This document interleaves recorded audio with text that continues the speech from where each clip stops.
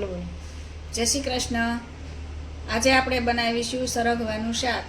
એના માટે મેં સરગવાની 5 સિંગ લીધી છે। એને ધોઈને સાફ કરીને સુધારીને લઈ લીધી છે। પછી એમાં મસાલો કરવા માટે મેં સિંગદાણાનો ક્રશ કરી લીધા છે, તલ ક્રશ કર્યા છે શેકેલા, અને ગાંઠિયાને ક્રશ કરી લીધા છે, અને ટમેટાની ગ્રેવી કરી લીધી છે। પછી એમાં લસણવાળી ચટણી અને લીલા ધાણા, મીઠું, ખાંડ અને રૂટિનના મસાલા બધા, ધાણા જીરું પાવડર, હળદર, ગરમ મસાલો અને હિંગ અને જરૂર મુજબ તેલ, એ બધું લઈ અને ગ્રેવી મસાલો તૈયાર કરી લેવાનો છે। ચલો, મેં બધા મસાલા મિક્સ કરી અને મસાલો તૈયાર કરી લીધો છે। હવે આપણે જરૂર મુજબ તેલ મૂકી,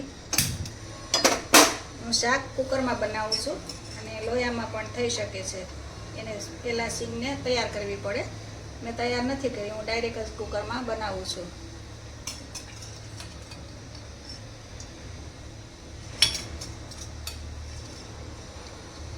મેં 3 ચમચી તેલ લીધું છે।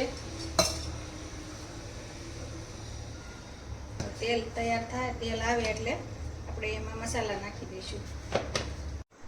તેલ આપણે હવે ગરમ થઈ ગયું છે, તો એમાં આપણે 1 ચમચી રાઈ નાખીશું।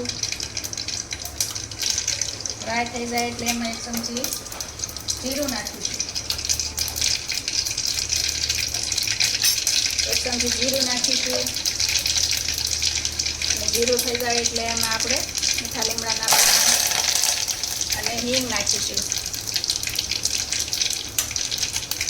હિંગ થઈ જાય એટલે એમાં આપણે સિંગને થોડી સાતળી લઈશું। મેં સિંગને બાકી નથી, એમ જ કરી છે એટલે કુકરમાં બનાવું છું। સિંગને થોડીક વાર તેલમાં થવા દેવાની છે।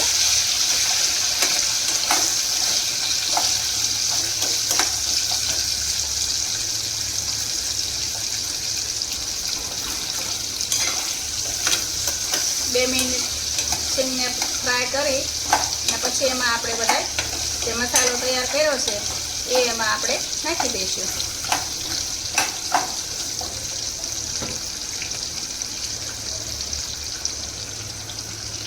મસાલો તમે વધારે ઓછો કરી શકો છો। અમારા ઘરમાં મસાલો વધારે ખાય છે એટલે મેં ગ્રેવી જાજી બનાવી છે।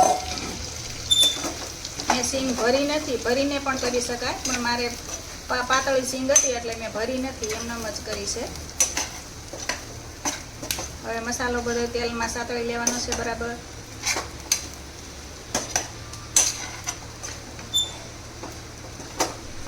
મસાલો બરાબર સતળાઈ જાય, તેલમાં બધું મિક્સ થઈ જાય એટલે 2 મિનિટ એમને રહેવા દઈ ધીમા ગેસ સાથે રાખવાનું છે।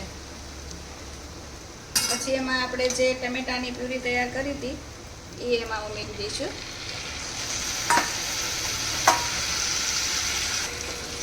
ટમેટાની પ્યુરી નાખી અને બરાબર આપણે મિક્સ કરી દઈશું।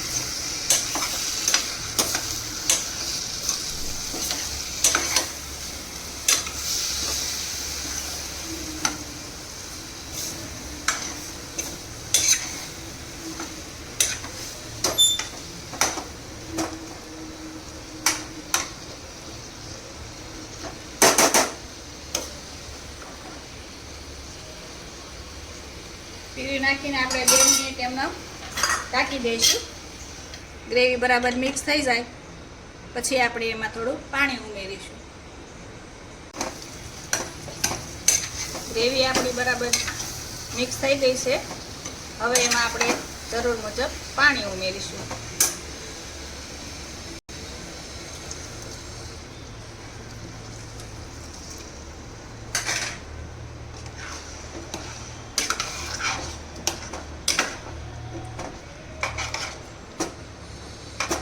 સિંગ અને ગાંઠિયાનો ભૂકો છે એટલે પાણી થોડુંક વધારે નાખવાનું, કેમ કે શોષી જાય બધું અને ગ્રેવી થોડીક કઠણ થઈ જાય। ઓલું પાણી બરાબર હોય તો થોડોક રસો રહે અને શાક બરાબર થાય, એટલે હું એમાં થોડું પાણી ઉમેરું છું।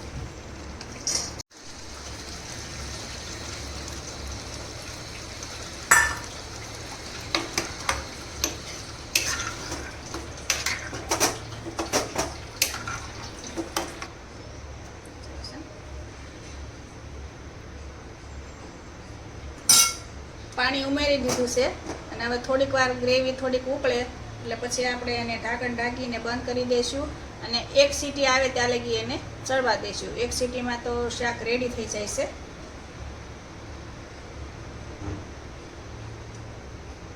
બધું બરાબર મિક્સ કરી હવે એને ઢાંકણ ઢાંકીને બંધ કરી દઈશું આપણે.